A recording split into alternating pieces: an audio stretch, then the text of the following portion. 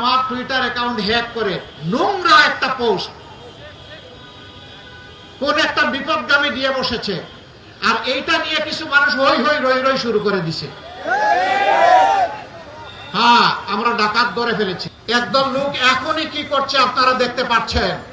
এদের হাতে দেশের দায়িত্ব দিলে এই দেশের কোনো অস্তিত্ব এরা রাখবে না। এরা খাবলে খামছে, কামড়ে আমার ৫৬,০০০ বর্গ মাইলের ১৮ কোটি মানুষকে শেষ করে দিবে। এদের হাতে দেশের দায়িত্ব দেওয়া যায় না, এটা নিরাপদ নয়। একদল লোক তারা ফ্যামিলি কার্ড দিবেন বলেছেন, আবার এক হাতে ফ্যামিলি কার্ড, আরেক হাতে আমার মায়ের গায়ে হাত। এই দুইটা আমরা দেখতে চাই না। মনে রাখবেন, ২৪-এর আন্দোলনে কার কি অবদান জানি না, কিন্তু এদেশের মায়েদের অবদান ছিল। জুলাই ১৫ তারিখ ঢাকা বিশ্ববিদ্যালয়ে আমাদের কলিজার টুকরা ছাত্রীদের গায়ে যখন মুগর বাহিনী হাত দিয়েছিল, সেদিনই বাংলাদেশ জ্বলে উঠেছিল। রুকিয়া হল, শামসুর মেয়ার হল থেকে প্রতিরোধ গড়ে তোলা হয়েছিল। আগস্টের ৪ তারিখ উত্তরার রাস্তায়, রাজপথে আমার মা ১০ মাসের বাচ্চা কুলে নিয়ে রাস্তায় নেমে এসেছিলেন। সাংবাদিক বন্ধুরা প্রশ্ন করেছে, আপনি এই সাংঘাতিক কাজ করতে গেলেন কেন?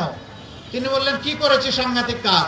সেই অবুঝ শিশু কুলে নিয়ে, বুকে নিয়ে মুহুর্মুহু গুলি, আর একটার পর একটা লাশ পড়ছে, আপনি এখানে আসলেন কেন?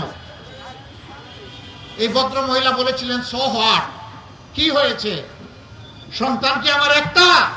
আজকে সারা বাংলাদেশের রাজপথে কোটি কোটি যুবক যুবতী, তরুণ তরুণী যারা নেমেছে, শিশুরা যারা নেমেছে, এই সবগুলো আমার সন্তান। আমি সেই সন্তানদেরকে সাহস যোগাতে এসেছি যে তোমরা বীর মায়ের সন্তান, সামনে এগিয়ে যাও, হয় শাহাদত না হয় ফ্যাসিবাদের পতন, মাঝখানে কিছু নাই। এই মাদেরকে ভুলে গেছে? এই মাদেরকে ভুললে চলবে না। আমরা আমাদের জীবনের চাইতে মাদের ইজ্জতের মূল্য বেশি বুঝি।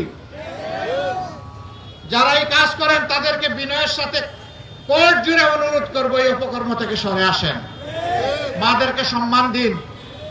যদি আপনার মাকে আপনি সম্মান দিতে পারেন, বাংলাদেশের ৯ কোটি মাকে আপনি সম্মান দিতে পারবেন।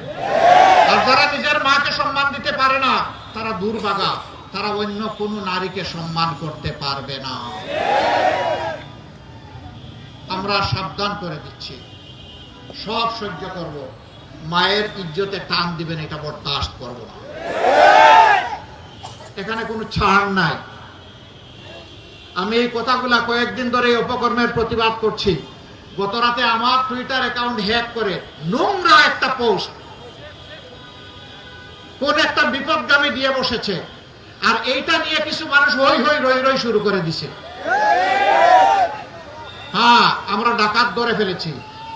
কোন জায়গা থেকে এটা করা হয়েছে এটা আমরা চিহ্নিত করে ফেলেছি। ইতিমধ্যে জাতির সামনে আমরা উন্মুক্ত করে দিয়েছি। একদম ফকফকা উজ্জ্বল ভাবে আমরা জাতির সামনে এটা তুলে ধরবো। মনে রাখবেন, হাসিনার মতো ফ্যাসিস্টকে পরোয়া করি না, অন্য কিন্তু ফ্যাসিস্টকে পরোয়া করার কোন প্রশ্নই উঠে